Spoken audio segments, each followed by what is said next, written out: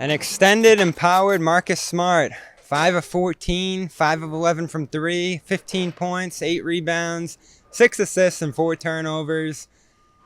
Looked awfully familiar.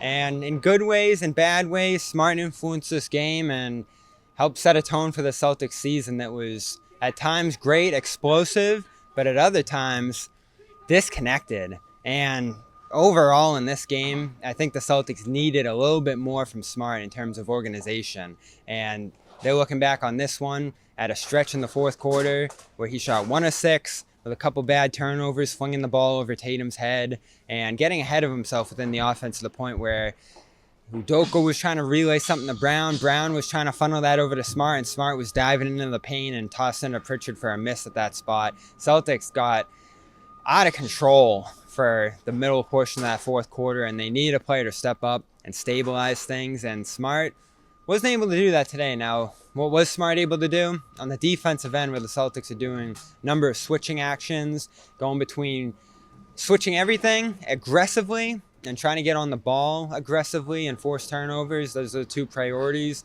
going into this year on that end of the floor. Smart helped immensely with direction, calling out guys, assigning roles when they weren't finding guys in transition or setting themselves up on the defensive end. I think of one play in particular where nobody covered Kemba, and Smart quickly put Rob in that position. Celtics fell into their switches, and Brown ultimately ended up on Kemba in a possession that I believe ended in a Knicks miss there.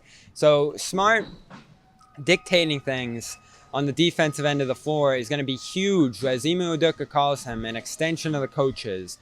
When they're down the far end in the second half and guys are getting lost, aren't making sharp decisions on the switches. You think of the quick decisions that the Celtics want to make their players do on offense this year, 0.5 seconds. You almost have to do the same thing on defense. Can't get caught under screens. Can he push the bigs up? Those are the kind of things you saw him trying to communicate to the team on the defensive end. And the Celtics, through all their struggles on the defense to start this year and for how little Brown got to mesh with guys on that end, they look solid. They set a real tone early in the game, holding the Knicks to 36% for a large stretch of that first half, making the Knicks, who are a great three-point shooting team, struggle to hit their outside shots. Those are things the Celtics accomplished and built big leads off of in that first half. So Smart gets credit for that. His defensive captainship, floor general approach to things is so good. And when Al Horford gets back out there, those two, I know Jared Weiss wrote about Horford being in Smart's corner as a player who holds others accountable on the defensive end.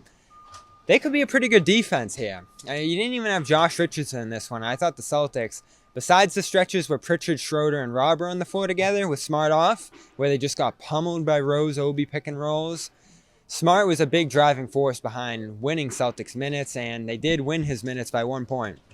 So could they have fit Smart in with some of those bench units? Rotation-wise, the Celtics have a lot of questions to answer because the plus-minuses were all over the place.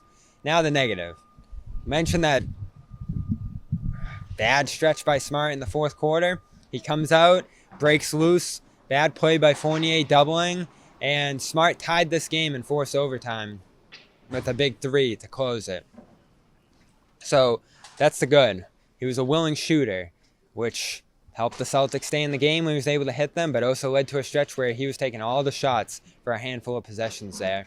And 5 of 11, that's a good mark from 3 on paper. But was it the approach that the Celtics wanted to lay on those possessions? Was it the organization and the movement that they wanted to see in those spots? Udoka talked about the Celtics attacking in isolation. I think he was referring to Brown and Tatum when they got those mismatches and took it all the way.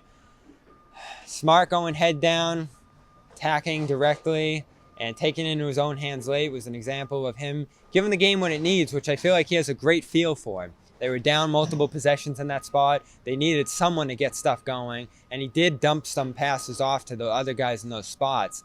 But when he got that tunnel vision and just started launching in those spots, I think that's what the Celtics want to avoid as they continue to strike a balance here. Now, was Smart bad tonight? No. I thought he at times looked like himself on the defensive end of the floor. Kemba could not get going against them in those primary spots, and when they switched, the switches were clean. Rob was able to stay with Kemba in the pick and roll, and they effectively shut Kemba out of this game.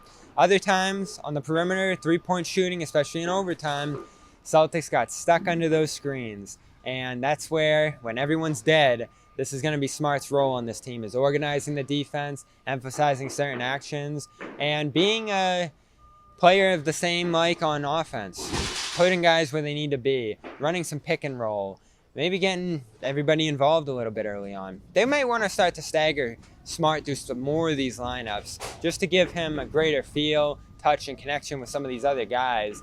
Schroeder did a good job off the bench with 8 assists, finding his spots, hitting other guys. So you may not need a creator per se to butt heads with Schroeder in that role. I want that to be Schroeder's spot. And he didn't have a great game today in that regard. But they do kind of need Smart to guide them through this defensive process here.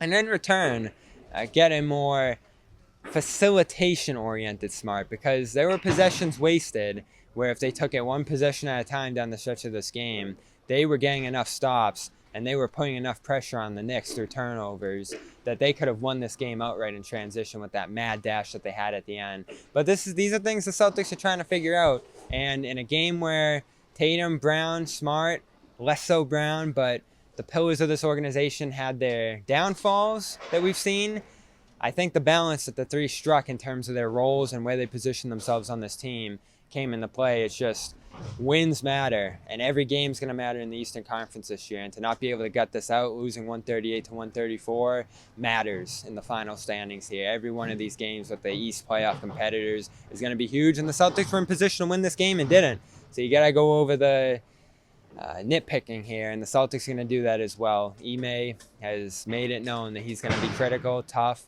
and I'm sure everybody's getting the tough pill to swallow on the way back to Boston.